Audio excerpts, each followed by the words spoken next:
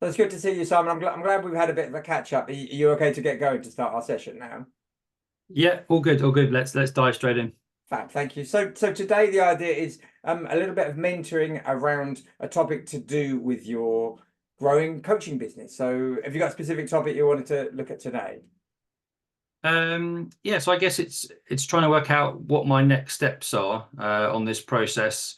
And I think probably the next immediate milestone for me is to try and get my first paying customer, basically, which I think will be the sort of the next big the next big milestone. Uh, on the way to sort of seeing if I can make a bit of money from coaching and help some people out. Yeah.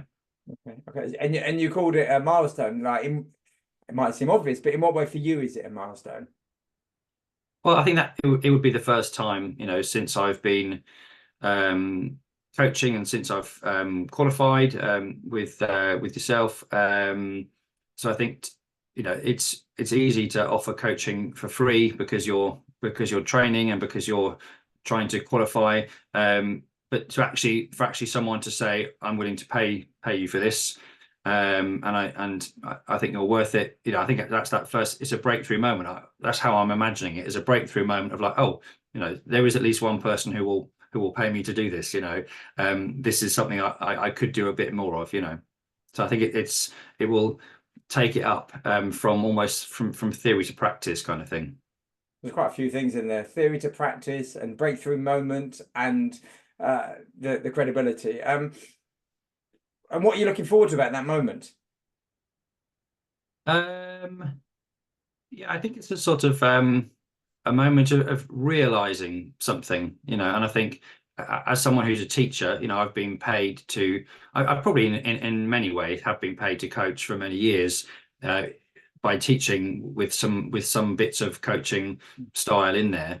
Um, but that's always been on payroll. That's always been working for a school or an organization. So this would be a particular moment because it's the start, hopefully, of my own business and someone actually paying me and saying, "Oh, I like what you seem to have to offer. Maybe I've spoken to a friend who had some coaching with you recently and they highly recommended you. Here's some money. I'd love to have some coaching." And it's I think different to anything else I've done before. And I think would be that moment of, okay, this can be real, this ambition to make coaching part of what I do and to get some kind of income from coaching, which before has never been the case. Thank you. Okay, so let's just have that word bubbling away, real, that you used, and I'm sure we'll come back to it through the hour. Okay, so let's find an outcome then. Where do you want to be by the time we finish this conversation in 45 minutes on this particular topic? I think I would probably like to run past you some of the things that I've done so far. And so to get maybe a bit of feedback from you on the direction that I'm currently going in and the things I've done, and then possibly either via coaching or mentoring or a combination of both, maybe a bit of a steering from you with your experience and expertise to say, right, yeah, this sounds good. This and this that you're doing is great. Maybe don't bother with this, but a couple of things that you haven't yet thought of or done, I would try are this and this. Okay, so a bit of benchmarking, your own reflection, but also, yeah, you want a little bit of guidance from my end. Okay. Yeah. Okay. And have you got at the moment like broad areas that we're talking about here? Because the phrase "find your first client" is that's wide, isn't it? So have we got specific areas we're going to focus on today?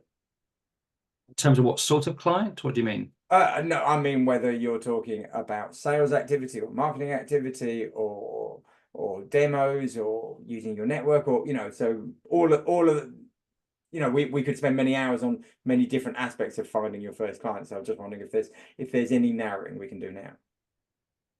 Um, I don't think so. I think this is also one of the factors for me, which I think is significant in that, this is the first time I really would ever have entered into a business world, if you like. I'm used to just working in education, mostly in state education, not having to think about marketing myself, selling myself, just going in, you know, doing my job, you know, getting paid every month. So that, even though I've started to do, you know, quite a lot of research, maybe I wouldn't quite know where to start if it comes down to you know, the specific area that I need to sort of focus on next to get my first client.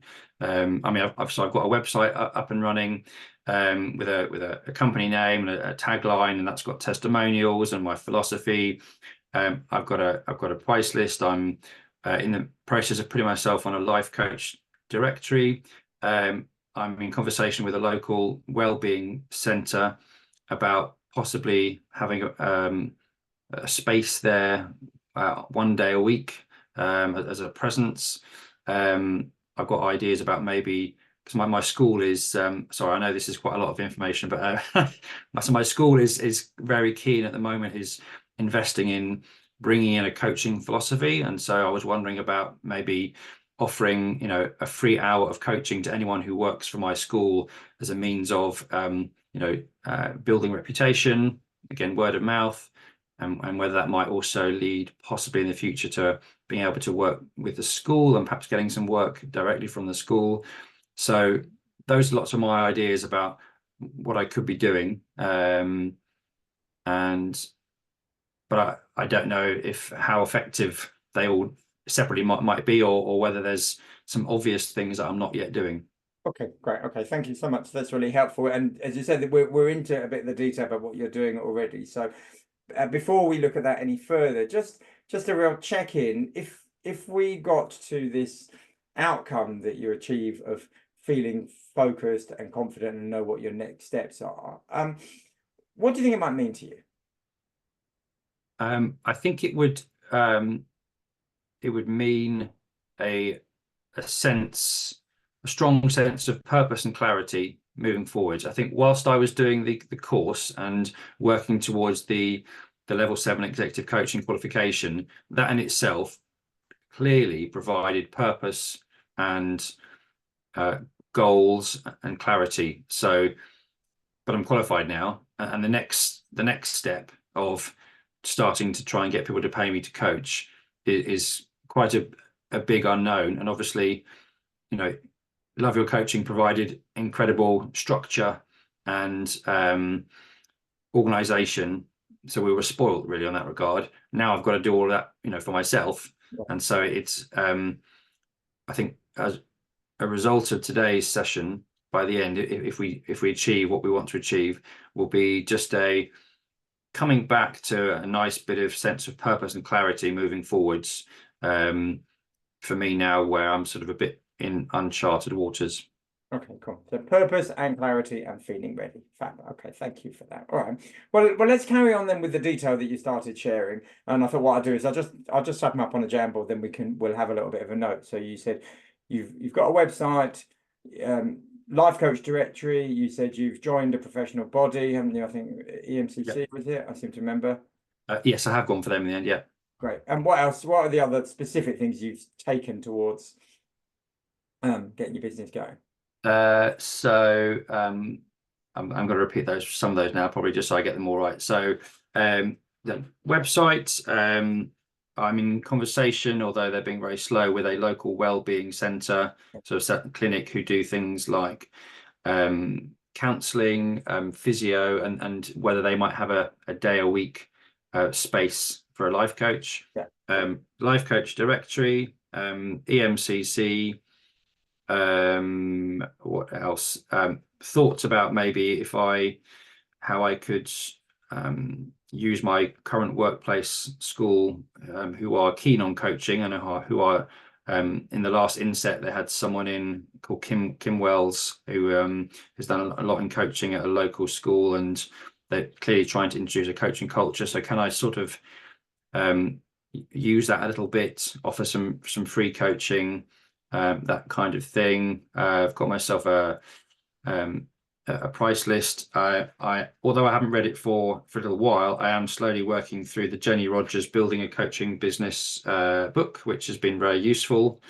I have signed up to the Sustainable Coach emails from yourself, which I get once a fortnight.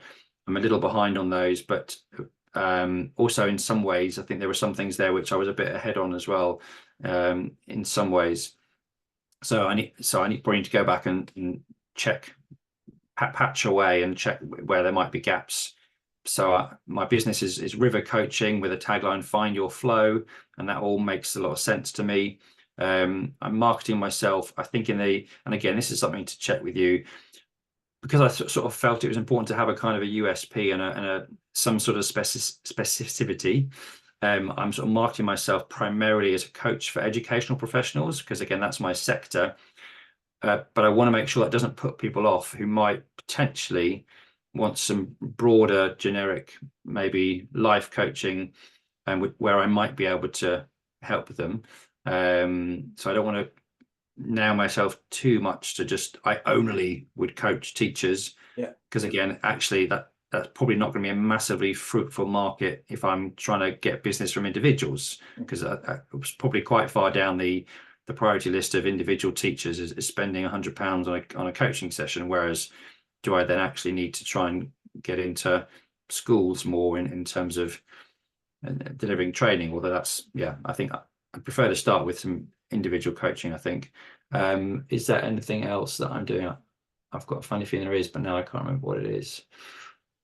That's about it. That's all I got. Something else might come to me, but yeah. Okay. Thank you so much. I've got that all down, and we can look at that in a minute.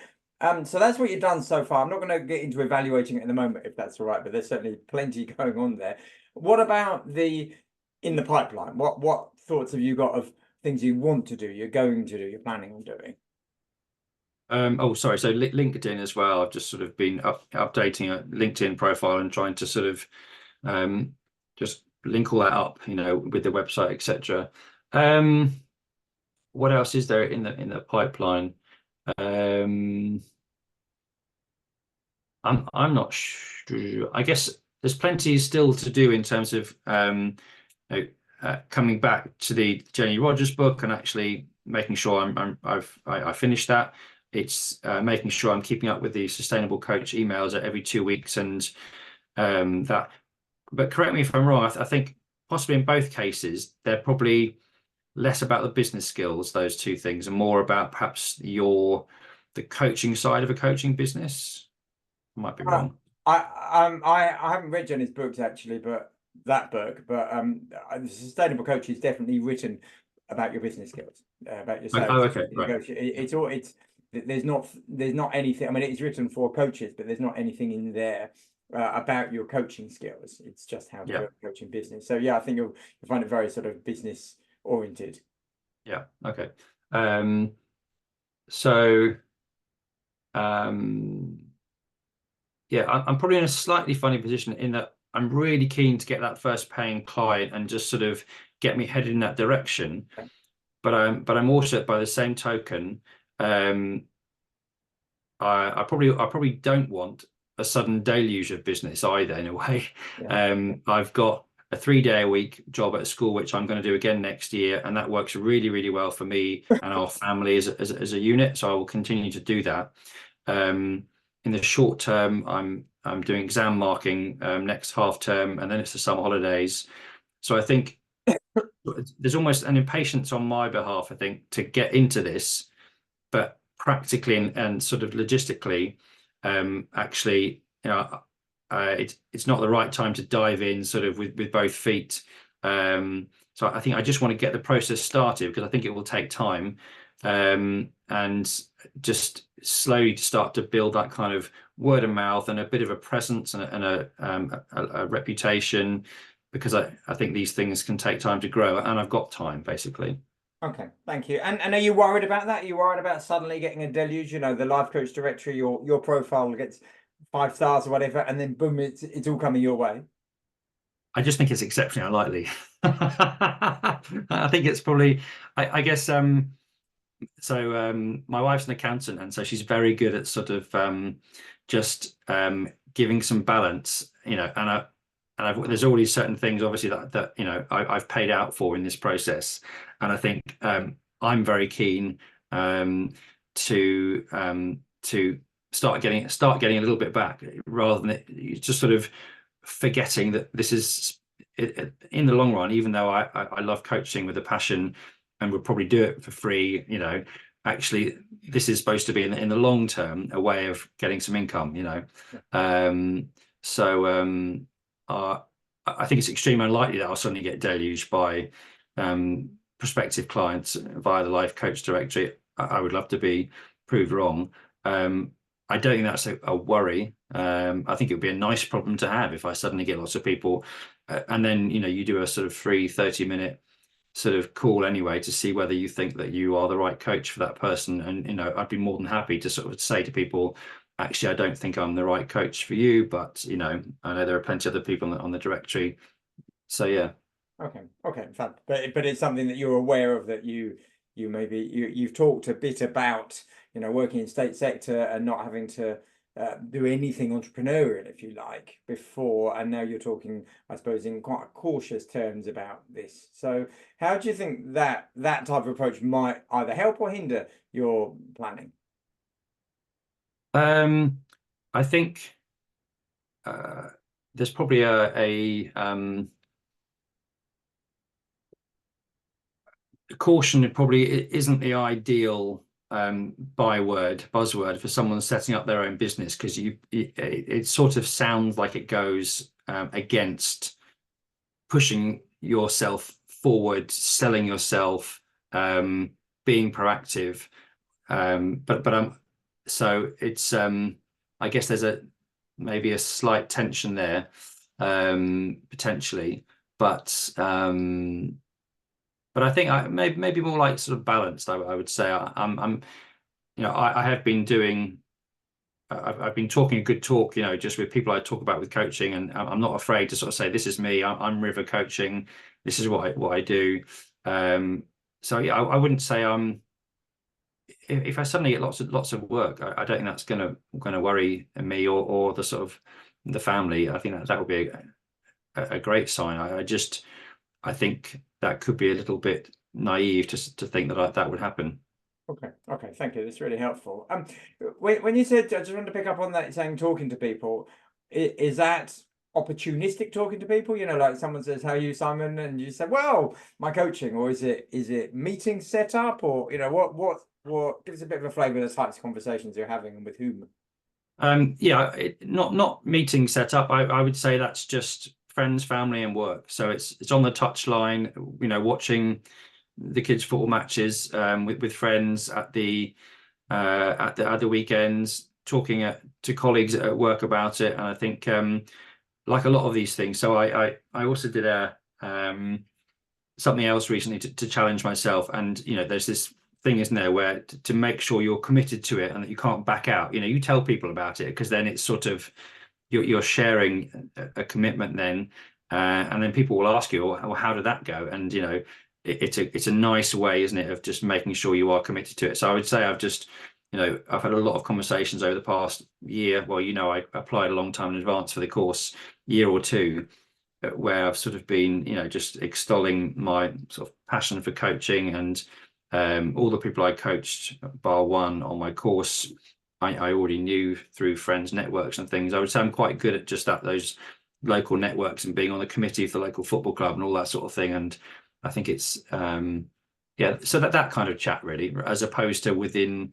Yeah, I've not been setting up meetings within sort of the industry or anything.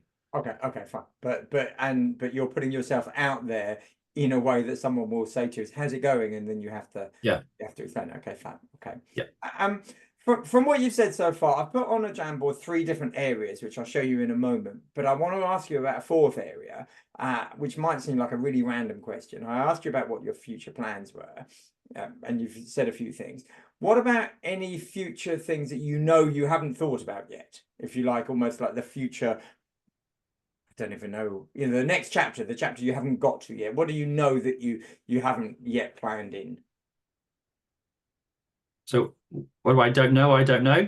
Well, I don't like that question so much. I think what I'm saying is, for example, what I've heard, you haven't said anything about any marketing activity, for example, or anything about any maybe direct approaches to people. So there's sort of ideas you think, oh yeah, if you talk to 10 other coaches, they'd say, oh, we're doing this and that. Are there any things that you thought of but you haven't quite, consolidated yet? Let's call it sort of future speculation, perhaps something like that. Yeah, I don't think so. I think it probably you sort of picked up on the word caution to perhaps maybe something you picked up on, and I think so. So my wife's working full time, and so I think there's not only is there no, I've got a bit of luxury of time, but also I'd say actually an important factor in all this actually is that with the current 3-day-a-week job I'm doing at the moment at the local school, which generates very little work outside of that school time. And with what I'm doing now, it means that I'm around a lot at the moment for our 2 sons, which is really positive. Yeah. So I guess there is a slight caution that I don't want to overcommit because what's the current situation and this year where I've had the coaching course and the 3 days a week, but actually compared to being a full-time teacher for the previous 4 years and then however many 10 plus years before that, actually it's all working really well for us kind of as a unit, and it means that I've got that time to pick up child X from play rehearsal and organize and just be around and sort of just other passions like cooking and stuff and providing and all that. So I'd say that there probably is a bit of caution there in that I'm not only is there no rush, but actually at the moment there's a really nice balance between sort of, I guess, work and life for us as a unit. So that's probably a factor I hadn't mentioned, which maybe now helps to fill a gap. Okay. So does that mean that then the plans that we're coming up with today, or the things that you're thinking about, you can do those plans, but then press go whenever, as in, whether it's next year or the year after, you don't have to press go tomorrow? Yeah, I guess so. If you imagine this year that I've been doing my 3 days a week at school, and then for most of this year, the other 2 days I've been studying and training to be a coach. Yeah. And across the autumn, that was 12 3.5 hour webinars, and then since then it's been 25 plus hours of coaching, plus a lot of hours of and write-ups and stuff. So that's all gone now. I don't need to do any more of that. But I could fill that time with the equivalent amount of coaching, inclusively, so including also admin and paperwork and whatever, happily, and that would be a good level. Do you see what I mean? So I could press go, fairly soon, but just I'm not looking to sort of go into hyperdrive and sort of 5th gear and fill all my time and sort of weekends up with work and coaching. But if I could sort of do a similar amount of work time commitment as the course was, that would be a good sort of balance. Okay. So you've got enough time to do this, but you're flagging up again you don't want to blow a really good family balance that you've got at the moment. So okay, cool. Yeah. Okay. And let me go back to that question then, the future speculation. Have you got any other ideas, any thoughts you think, oh, well, I haven't really considered that, but I know that some coaches do X, Y, Z? Not particularly. I guess I think again maybe the one thing I'm wary of is of trying to start already getting some money back, having already spent this amount, and this. So obviously I was self-funded for the course. Yeah. And then I've already sort of then committed some money to say website and those sort of things. So I think I'm definitely not necessarily keen. I'm happy to commit some time. I'm not keen at this stage yet until I perhaps start. And this might be impossible, right? Because you've got to speculate to accumulate type thing. And so maybe I'm sort of trying to do something which is impossible. But I'd like to start getting a little bit of income before I start committing lots more money in marketing or something, which isn't the right thing for me at the moment. Does that make sense? Yeah, absolutely. Absolutely. And I would suggest it's like there's a very, very common common theme. I think economists call it sunk costs. The idea that actually you've already spent money over there, and until money comes back, you don't want to spend any more. And I can't say whether that's wise or not wise. For I think that lots of people throw money at things and expect it to happen, and other people not so much. But I think you're seeing, when I look at EMCC and the Life Coach Directory, they both cost a couple of £100. I think my thing that I'd encourage you to think about is there will be a point when there's no difference between time and money, as in if you give half a day as opposed to you give £100 or whatever, you will start seeing your time as a sellable resource, if you like. Yep. But that may be not for now at the moment. Okay. Yeah. All right. Okay. So I want to share with you what you've done, and I put it up here on a Jamboard just to get your response to it. Well, from what you said, I've broken it into 3 categories. Can you see it? Okay. Yeah, that's all good. Okay. And you just see that? Is that okay? Yeah, I can see the yellow, pink, and blue post-it notes. Fine. So it seems like that you've talked about things that you're doing that generate visibility. People can see you and can understand you, and understand your coaching style and your company name and so on. So I'm calling that visibility. You've talked in the pink about some routes to market, some ways that you can go and find clients, directly, indirectly, and then also you've got a little bit there in the blue and carrying on doing the future plans. So how is this helpful, putting into those 3 categories?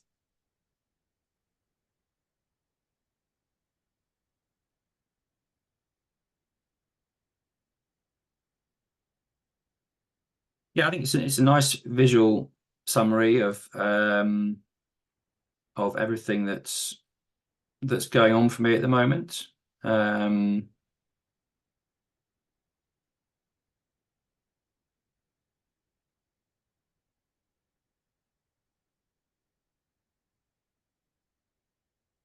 And yeah, this isn't directly linked to seeing that, but I guess there's also at some point perhaps the discussion to be had between perhaps the poor economy of looking to find piecemeal bits of individual coaching versus something a bit more like a package, or a sort of going to a brokering some kind of a deal with a school or something where it's actually I guess a bit more in bulk kind of thing. So it's not directly linked to here, but it's just maybe a thought which was came into my head from something you said 5-10 minutes ago. But and then I guess the question for me is that what I want to do? And I think I probably from a lifestyle, almost like a work-life balance model for me at the moment, it feels like I would it's almost like doing a bit of tutoring in your own time, right? I think that's how I see myself perhaps wanting to coach for the time being, is have a nice work-life balance, have my 3 days in school, and just see if I can pick up some clients almost as if I was tutoring but coaching, in terms of how I think that I would enjoy my first few sort of steps and testing the water into coaching. Although I can see that longer term that might be quite fiddly and piecemeal, and maybe not the best way to be, not the most sort of efficient way of generating income. Yes, understood. Okay, as you were talking, I just put there into orange there, when you're talking about a bigger package and selling into a school, and then maybe you will become their if you like, their internal coach or their nominated coach, and maybe you can offer some packages in that way. And And then there was that other question there about whether you just want to focus on schools. But these seem, from what you're saying, these seem to be in the medium term. You want to Yes. get going at the moment, be visible, and have some individual one-to-one coaches. Yeah. Okay. So I wanted to check then on all of these things, and I can offer a little bit of commentary. Your price list, is this for packages or for individual coaching sessions? So I think this is something I've taken from the Jenny Rogers book and looking around a little bit, and I think I've got three tiers, and this, I think it's not something I'm necessarily, it's not on the website. I think it's better to have a conversation first with someone, but the best model to me seemed to be, so a price for an individual session, and then a price for a program, which is exactly the same as the main coachee programs that we did in the course. So obviously you're going to get better, you're offering better value for money for that. So you want to encourage people to take a program, but it's also, you know, the assurance of a bigger tranche of income, because you might actually for this amount we'll do contracting, coaching plan, 4 main sessions and a review. And so that's the second offering, if you like. And the third offering is kind of a sort of coach on demand type offering, where you say, you know, for a direct debit of this amount per month, you effectively kind of got, you know, whatever access to me you want, perhaps with a maximum of 2 actual coaching sessions per month or something. I'm not, just sort of, you know, this will be my number. And if you've got an intense period of time for 2 or 3 months where you think you need a coach almost on speed dial, that's the offering, which is something that, yeah, I sort of read as being a good model to have. You're trying to steer people ideally perhaps to the program, or the sort of coach on demand, but equally someone might just want to have a one-off coaching session. They feel that they're happy to spend that amount of money just to have a one-off coaching session, almost like see what it's like, or they've got what they think is a single issue which they just want to sort of talk through and get some perspective on. Okay. So you've given some careful thoughts to your different offers, and have you given thought to your pricing as well around it? Yes. We would have to talk about numbers, but just like how comfortable are you with the pricing that feels appropriate for you and for your clients? So I think again, having spoken to an accountant, having reflected on what I paid sort of a couple of years back when I got some coaching, and also the idea that you know you position yourself by your price, right? You know, and actually it's a statement of what you feel you have to offer, and of your quality, and I guess it's also a statement of perhaps who your target audience is. So it's not something I have really much experience of at all. So it's a little bit of, you know, we're going to have to suck it and see. And I think because what's helpful is I'm not desperate sort of for lots of business and to start earning lots of money now for this. So I'm okay to be patient and say, well, this is the price list, and you know, sort of see who bites, if you like. I think I'm also aware of I know that I will be offering kind of predominantly on Zoom, but equally through sort of just local contacts in the area. I think I'm living in the sort of catchment area, if you like, where I think people will be reasonably sort of literate about coaching, and perhaps that, you know, there's a reasonable amount of disposable income around, which there might not be in some other areas, where people might see the value of actually, yeah, that's worth it. You know, and that's something that I've heard about, and I know it's kind of a good investment. So you don't want to underprice it, but you just want to have some clients. And when you said at the beginning of the session you want to have your first client, is your first player client, are you comfortable if it is if it's what you might call a low bono client? It's not free, but it's paid, but it's not the end rate that you want to get paid. You just want the validity of someone paying you. Yeah, I think it's it's probably more a symbolic thing as opposed to the actual. It's not like I really want that amount of money. It's probably more, the symbolism of someone committing something to it. But yeah, absolutely. In terms of I think it's there's all this is maybe a separate or linked strand, is that having got through the coaching qualification relatively quickly, I don't feel like I've coached for quite a long time now, and I'd like, right, let's just do some coaching for free again, because I just want to keep practicing and get my hours up, because otherwise I'm just get rusty. So I think I don't know whether we link that in as part of this discussion, or whether that's just a separate idea. But it's probably more the symbolism of just of my coaching business moving forwards. Yeah, I understand. Paid client, milestone, all of that. Thank you for that. Okay, so we're about 35 minutes in. I'll share a couple of views in a minute, but before I do, let me just check in. Where are you at? What are you taking from what we've talked about so far today? Yeah, I think it's been really, really useful. I think probably number one is just, it's really useful to say all these thoughts out loud, which I've been having for a little while, with a coach slash mentor, and be able to express them all, because often you get that clarity just from talking it through, right?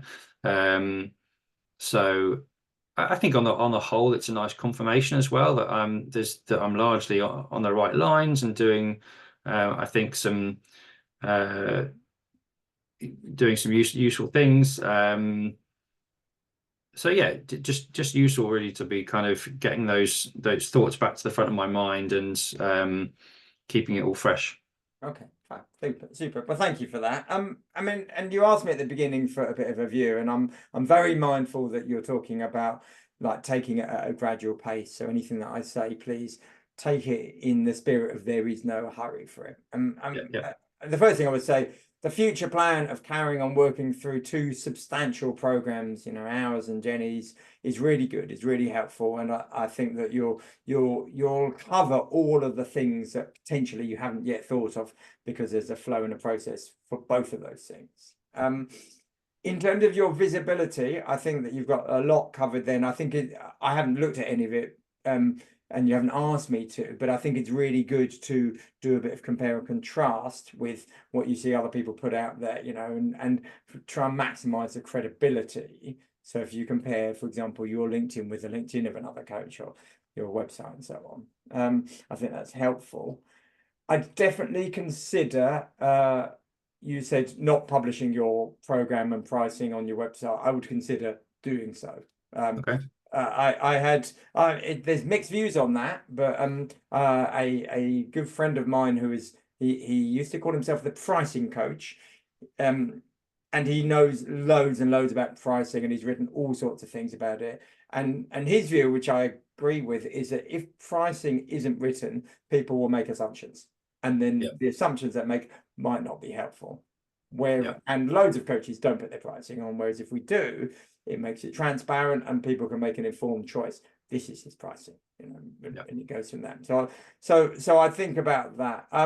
That's it on the visibility. I think we can have further conversations about routes to market, about being more direct and finding more people, but perhaps there's quite a lot written about that in the Sustainable Coach, so maybe we can pick that up next time. But I just sort of focus on one thing, the visibility. Is that okay? Yeah. So what do you take from those couple of bits that I shared?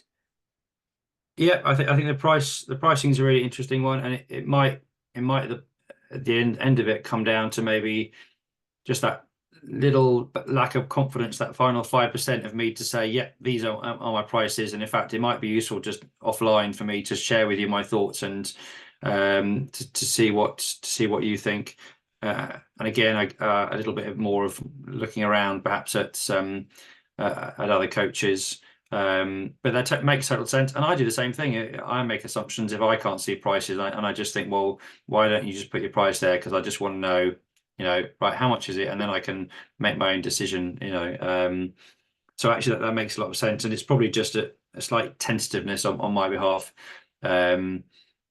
or even just I hadn't quite got there, so this is all still in, dynamic and sort of in transition and moving. So, but I think that's probably a good shout actually. So I like that one. So yeah, no, good thoughts. Thank you. Yeah. Well, let's bring this to a close, and perhaps, I mean, clearly there's something you do from what I've just said, but overall, what are going to be some next steps for you from what we've talked about today? So I think the two sort of courses in terms of the Sustainable Coach and the Jenny Rogers book is coming back to those and making sure I'm just being diligent and just doing the work and the reading to help me be as informed as possible because that's what they're designed to do. So I think that's a good one just to sort of remind me to come back to those things rather than just getting carried away in a LinkedIn fantasy maybe. So I think those are that's a good takeaway. Obviously the price list we talked about and just maybe just doing a bit of sounding out just to check that we've kind of that I'm pitching myself at the right sort of level for that. And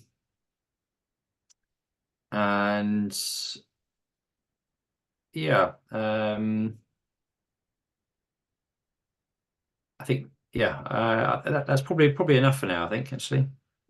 Okay. And how are you going to embed those actions to make sure? I mean, you've got 2 days a week to devote to it every week, which is unusual and great. So how are you going to make sure that you do these in a productive way?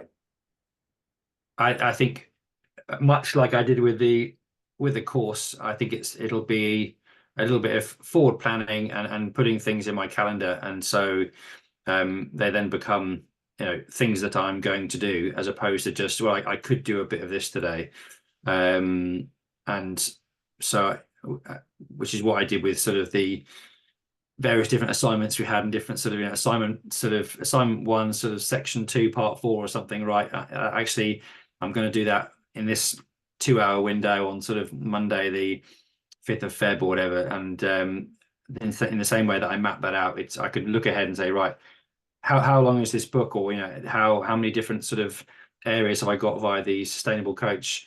Okay, so let's put them in and just crack on with it, and then just being aware that I then balance that with my exam marking season sort of after half term, which will get very busy for an intense period of time. So yeah, I think it just needs a bit of a planning and scheduling from me to do that, I think. Okay, fine. And I'm not going to evaluate it, but it sounds like you've got a process. It sounds like you're organized. So earlier on at the beginning, you said something about wanting to be and feel ready for this stage of finding your first client. So how near do you feel this conversation today is taking you to be ready? Yeah, it's another really good bit of moving me forward, I think, and keeping me on the tracks, if you like, and keeping the end goal in sight, making sure that I'm sort of clear on what that end goal is. So yeah, no, it's been really useful from that respect. I'm really pleased. And the last question is going to come from my son. My oldest son told me yesterday, it was his birthday today, and he was talking yesterday about his first weekend job and he asked us all to guess what he spent his first ever paycheck on, and we got it wrong, obviously. But what are you going to spend? Whatever it is, your first coaching package, what are you going to spend? Yeah, and what are you going to buy? What am I going to buy? I'm going to pop it in my Excel spreadsheet as the first bit of money clawed back from the investment I've made, probably. That sounds really boring, doesn't it? But I think it'll just be nice to it'll be the first entry in the income column. There speaks the husband of an accountant, right? She will be very happy to see you've started putting something in the right hand column. How do you think that would feel? I mean, we're guessing, right? But how do you think it might feel? I think this is the kind of the symbolism I was talking about. You know, it would I think it would feel really significant, because I think it would just be that first entry which says, okay, you know, you can make some money from this, and this can be something which at some point can turn into you know, a business that makes some money, which is ultimately what you want it to do. You know, well, turning a passion and something that I love into a money making business. Oh, that's wonderful, Um, and that's joyous to hear. And Simon, with every experience working with you, I just see your sense of like diligence and concern and care for something, and this real sense of consideration. And yeah, today I think you've shown exactly the same. So I hope it goes really well. And if you change your mind about spending the money, my son bought suede Chelsea boots, so that's always an option, something to consider. yeah, Thanks I so have much. that. That'll be my backup plan. Always good to have something in the. Thank you so much, Simon. I really appreciate it. Have a good day. That'd be great. Thanks, Charlie. Okay, bye Bye bye. bye.